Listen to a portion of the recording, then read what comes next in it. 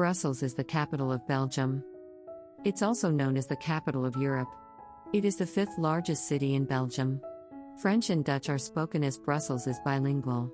Brussels attracts millions of tourists every year, who never stop raving about its many attractions. Because of this, Brussels is considered the most popular city in Belgium.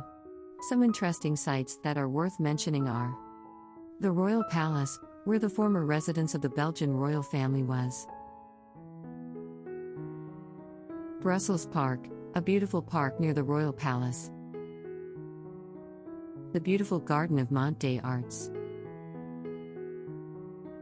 Galerie Royale Saint-Hubert, a sort of shopping center in Brussels.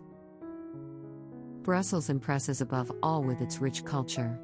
Since Belgium is characterized by French and Dutch influences, this also has an impact on the country's architecture. The architecture and artistic style of Brussels is really impressive, and is particularly noticeable when looking at Grand Square, which is located in the center of Brussels. It presents a very remarkable and very well-designed view of the buildings, dating from the 17th century. Centuries-old culture presents itself to the public. Thank you very much for watching.